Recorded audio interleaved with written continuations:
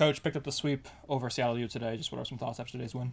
Yeah, I mean, another hard-fought game that we've had to pitch. We had to dig in and fight and bring some guys back on one-day rest and just try and outlast them, which I thought we could do to a lot of teams if we could just keep our bullpen in there and outlast some other guys with some good at-bats. So we did that. And not Adrian's best day to start the game, but he fought really hard. And what Holzheimer and Jovanovic have done on one day's rest and minimizing innings and getting us out of that big jam that Holzheimer got us out of in the fifth. And Q was good. Just proud of the guys. We needed every bit of our offense this weekend. It was one of those weekends, and it was nice to see some of the bats get going as well.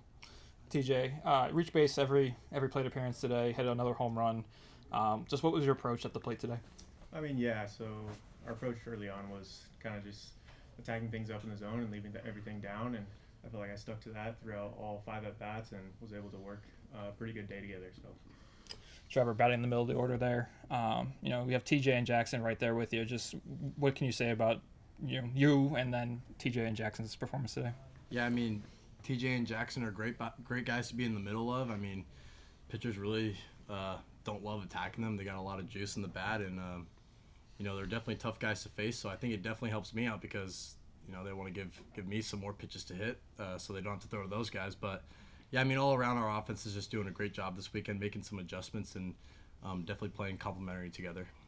Tyler had those 2 errors at third today. Just what's the message to him in the dugout to kind of lift his spirits?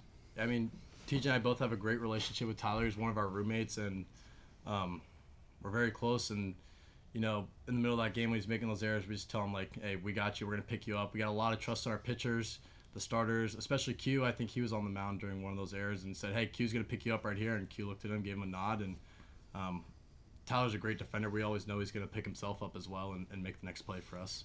TJ hit another home run today, 8 for the year. Isaiah also got his first. What was the dugout like after that play? Yeah, it's always fun in the dugout. You get to put on the hard hat when you hit a home run, and it's also very good to see Zay's bat starting to come alive. He's definitely good to see in the top of the order in the lineup. I love it. Rob, as you mentioned, Adrian, not his best performance today. Gives up that leadoff home run. Just what did you like out of him? After that play.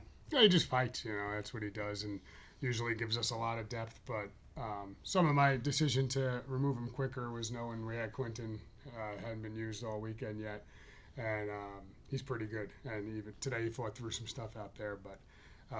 Him fresh against the lineup for the 3rd time was the plan. But Valdez fights, gives us a chance all the time. I mean, the guy jumped the first pitch of the game. That happens sometimes. That was a really good job by their leadoff hitter. But all in all, he was in there fighting. They stacked the lefties against him, and he did a really good job minimizing any damage.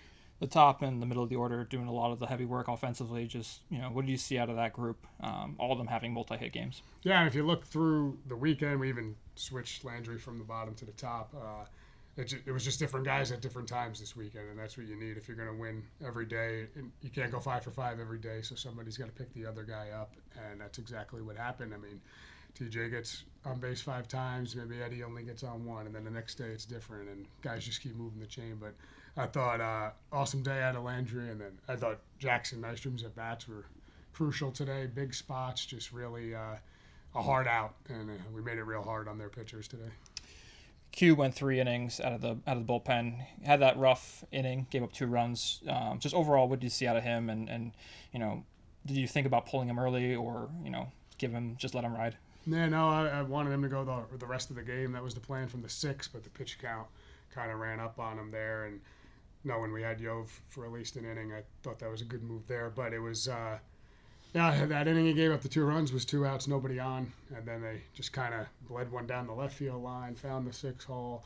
It was a little he had to face some extra guys that he shouldn't have. There was a pitch clock situation, and then kind of lost it for a batter, a tough stretch there. But he's up in the 60, 65 pitch range, so to finish that game, he needs to be more efficient early on. But hey, no one's going to hand it to you. It's a fight out there, and you got to fight for every out.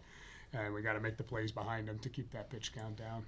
The program is 6-0 for the first time since 2018. Just what's the message to the team to continue building on the start? Yeah, there's been some great teams in the history of the program and great records and all that, but that is irrelevant to what's going on right now.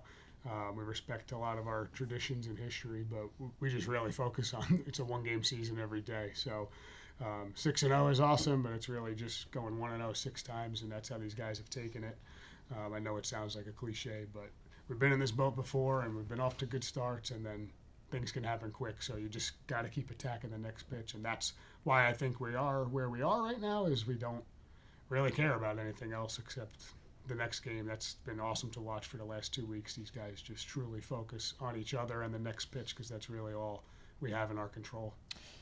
Back on the road for 4 games, starting next Tuesday at Davis, and then at LMU next weekend.